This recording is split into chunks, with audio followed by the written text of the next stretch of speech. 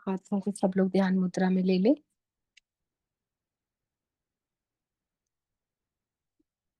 नेत्र बंद कर लें। शोल्डर्स को स्ट्रेट, रीढ़ की हड्डी को स्ट्रेट, सारा शरीर जकड़ा हुआ ना हो, शिथिल हो। क्योंकि मैंने पहले भी कई बार बताया है, शरीर का जकड़ना, शरीर की स्टिफनेस, शरीर का टाइटपना, ये आसक्ति के द्योतक है। ये किसी के साथ जुड़ने के द्योतक है कि हम अपने स्थूल शरीर को भी नहीं छोड़ना चाहते हैं। तो इसलिए सबसे पहले अपने शरीर को ढीला कीजिए, शरीर में आसक्ति छोड़िए, स्थूल शरीर को छोड़ दीजिए, इतना ढीला कर दीजिए, इतना रिलैक्स कर दीजिए कि उसमें मेरी कोई आसक्ति ही ना हो। अगर हम किसी को पकड़ के रख रहे हैं तो ये है कि मैंने उसको अपने साथ जोड़ के रखा है, क्योंकि मैं इनसे बिल्कुल अलग हूं, मैं इनसे बिल्कुल परे हूं। लेकिन मैंने संसार की चीजों को, व्यक्तियों को, संबंधों को, न जाने अनगिनत पदार्थों को अपना बना के रखा हुआ है। तो इनको छोड़िए, शरीर को बिल्कुल ढीला कर दीजिए। ढीला करते ही उसी क्षण भीतर एक तृप्ति, एक आनंद की लहर उठती है। शरीर का पूरा निरीक्षण कर दीजिए, पैरों की उंगलियों से देखते हुए, दोनों लेग्स को, हाथों को, शरीर के फ्रंट भाग को, शरीर के पीछे के भाग को, आगे के हिस्से को, पीछे के हिस्से को, देखते देखते उसे ढीला करते जाइए। चेस्ट के भाग को, अपने गर्दन को, पूरी नेक को, आगे से पीछे से, सिर के पीछे के भाग को, सिर के ऊपर के भाग को, अपने नेत्रों को, अपने पूरे चेहरे को, और एक सुंदर मुस्कान के साथ, एक प्रेम भरी मुस्कान के साथ भीतर प्रवेश कर जाएंगे। कि मैं अगर त्याग भी रहा हूं तो बहुत डिफिकल्टी से नहीं, दुखी अवस्था से नहीं त्याग रहा हूं, प्रसन्न होके मैं त्याग रहा हूं, प्रसन्न होके मैं सबको छोड़ के भीतर जा रहा हूं। मुझे इसके प्रति कोई दुख या क्लेश नहीं है। जब मैं इनको छोड़ रहा हूं तो मैं बहुत शांत होके, प्रसन्न होके, एक मस्ती की लहर से मैं स्थूल शरीर को छोड़ के भीतर जा रहा हूं। भीतर आए, सूक्ष्म शरीर में प्रवेश करें। अपने सारी इंद्रियों को अच्छे से देखें, क्योंकि ये सारी इंद्रियां ही हैं जो हमें कार्य कराती हैं। ये हमारी महान साधना है। अगर ये इंद्रियां ना रहें तो हम परमात्मा तक पहुंच भी नहीं सकते हैं। तो जो इंद्रियों का स्वभाव बाहर था, सिर्फ इनको संस्कार देना है, इनको भीतर ले चलना है, बस। नहीं तो साथ यही इंद्रियां देंगी, क्योंकि ये सारी इंद्रियां देवता ही है। इन देवताओं को अपना साथ लेकर भीतर चलते हैं। इनकी सारी शक्ति को एकाग्र करें और पूर्णता से एकाग्र करके सारी शक्ति मन के अंदर ले आए। मन आप ढूंढें कहाँ है? जहां आपकी अंदर से दृष्टि होगी वहां मन होगा। अगर आप अपने ऊपर के हिस्से को देख रहे हो तो वहां मन है, नीचे के हिस्से को देख रहे हो तो वहां मन है। कहीं संसार में जा रहा है तो वहां मन है। तो मन सर्वत्र है। मन की जो शक्ति है कितनी विस्तार है कि मैं जहां ले जाना चाहूं इस मन को, ये मन चल पड़ता है। मेरे से पहले ही पहुंचा हुआ होता है। अभी मैं सोच भी नहीं रहा होता हूं तो मन वहां पहुंच गया होता है। तो मन की शक्ति को, उसके विस्तार को पहचानो कि ये मन कितना विस्तारित है। मन की कितनी बड़ी शक्ति है जो मुझे घुमाती है। इसके साथ मैं घूमता हूँ। जहां मन जाता है वहां मैं चला जाता हूँ। जो मन सोचता है मैं वही सोचने लगता हूँ। जो मन में इच्छा होती है मैं वही इच्छा में रम जाता हूँ। मन जो पाने की तृष्णा रखता है मैं उसी क्रिया में लग जाता हूँ। यानी मन मुझे चला रहा है। मन की इतनी शक्ति, इस मन की शक्ति को पहचाने और इसको साधे, इसको नियंत्रण में करें। जिसका मन साध गया उसने सारा जग साध दिया। मन के जीते जीत है, मन के हारे हार है। इसलिए मन की शक्ति को पहचाने, मन को अपने वश में करें। कैसे? विवेक के साथ, बुद्धि के साथ। मन को कहीं जाने ना दे।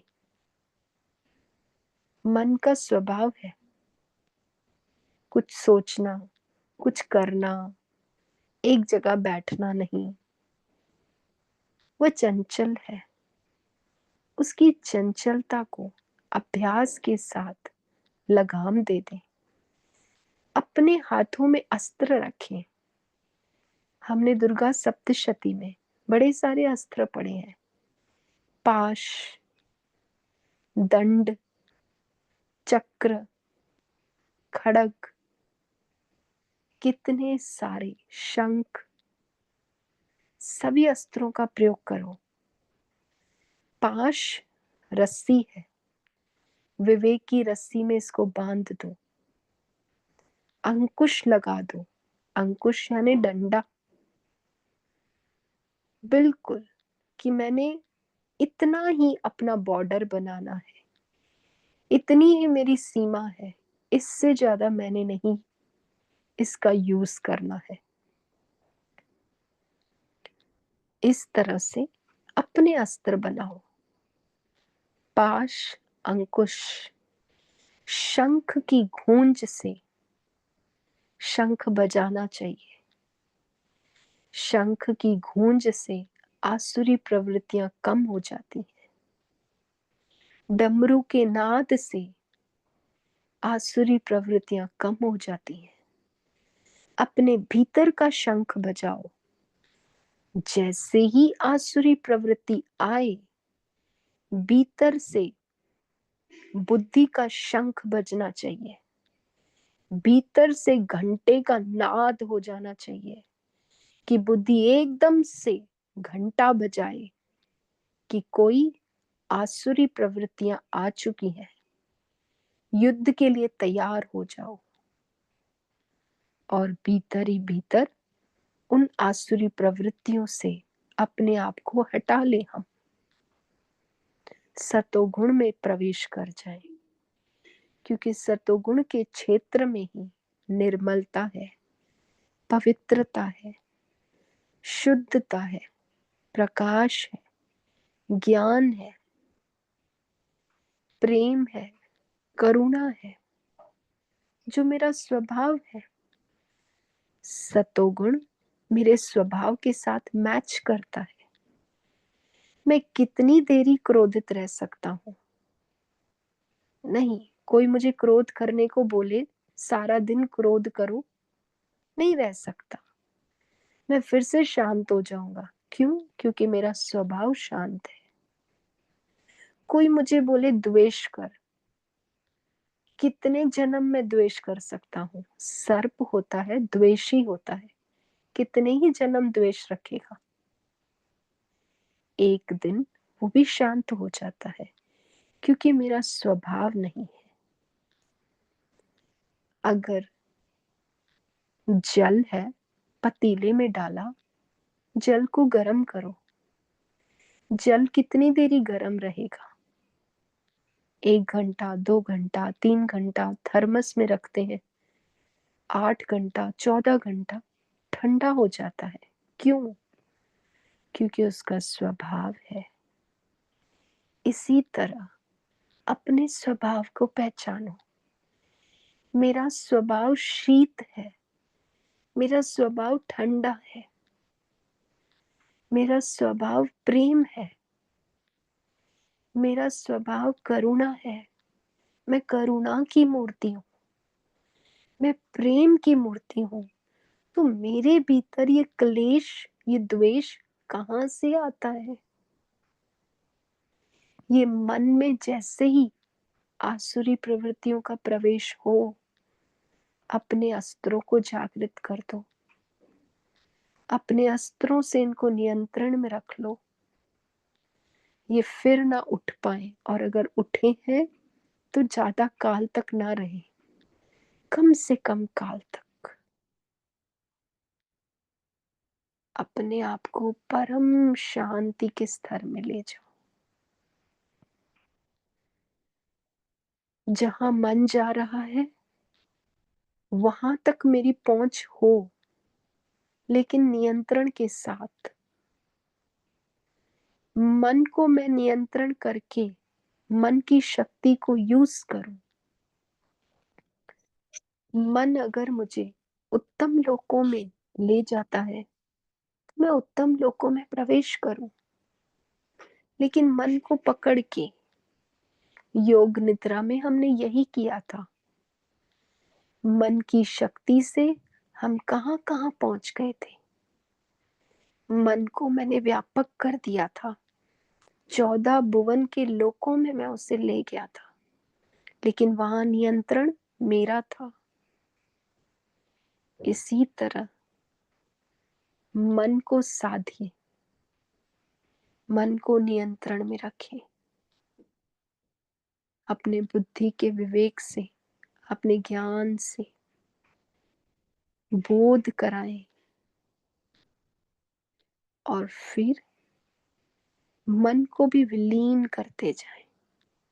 मन की सत्ता स्वयं ही खत्म होती जाएगी। जब हमारा स्वभाव प्रकट होता है तब कोई शेष नहीं बचता, सब मुझ में विलीन हो जाते हैं। एक महाप्रलय आ जाता है, उस प्रलय में सब कुछ खत्म हो जाता है। न संसार रहता है, न संबंध रहते हैं, न वस्तुएं रहती हैं, कुछ भी शेष नहीं रह जाता। अगर रहता है कुछ तो वो सिर्फ मैं, मेरा स्वरूप। उस अपने आप को पहचानिए, अहम को पहचानिए। अहम ब्रह्म, मेरे उस ब्रह्म, ब्रह्म यानी जो ब्रह्मांड में है, पूरे ब्रह्मांड के स्वरूप में ब्रह्म, जो परम दयालु है, कृपालु है। ऐसी दया, ऐसी कृपा का सागर है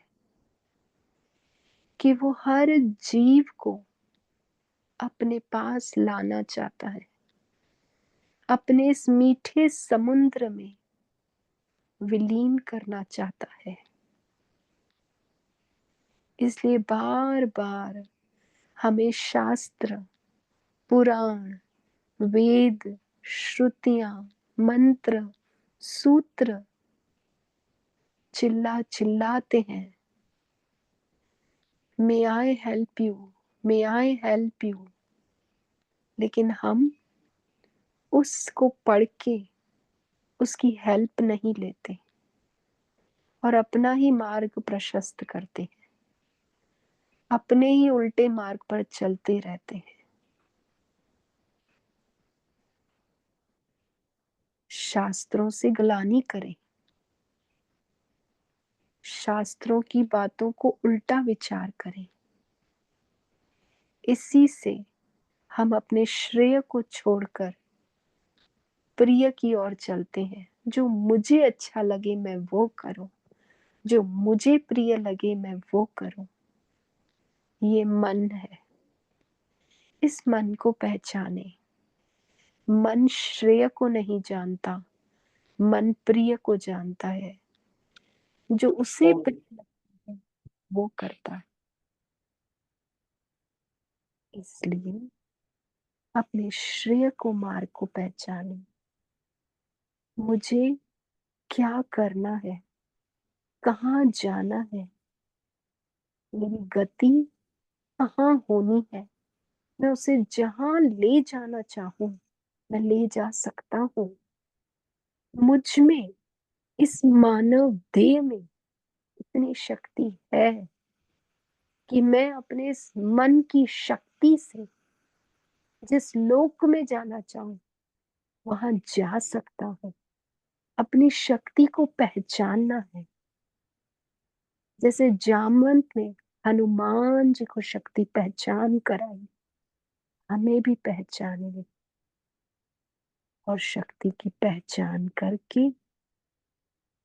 हमें अपने मार्ग की ओर अग्रसर होना।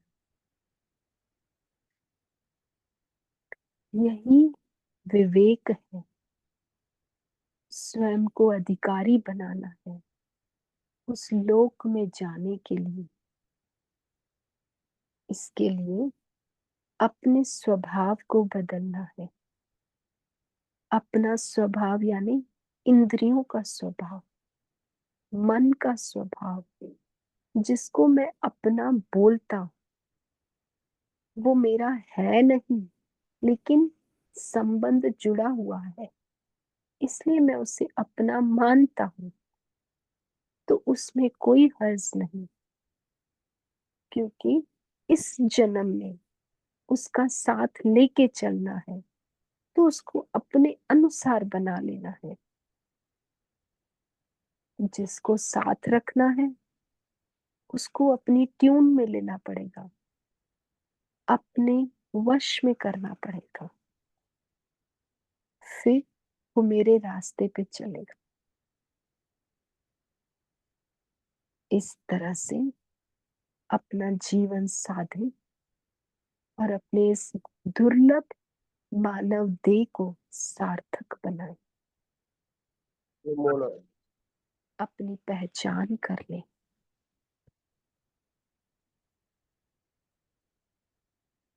इसी के साथ मैं आज अपनी वाणी को यहीं विराम दूंगी।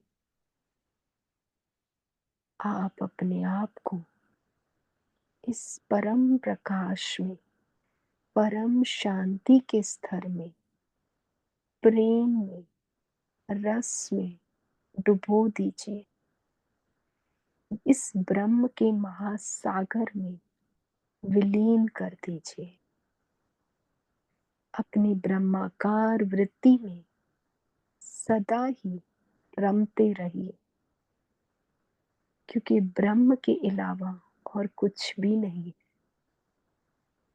सिर्फ अविद्या और माया के कारण जो चीज जैसी है हम उसे वैसी ना देख के उसे उल्टा देखते हैं। इस नानात्व को खत्म करके एकत्व के भाव में, ऐक्य भाव में प्रवेश कर जाए।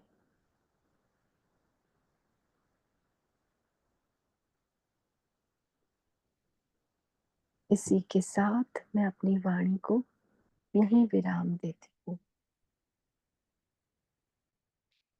ओम पूर्णमद पूर्णमिदं पूर्णात् पूर्णमुदच्यते पूर्णस्य पूर्णमादाय पूर्णमेवावशिष्यते। ॐ शान्ति शान्ति शान्ति।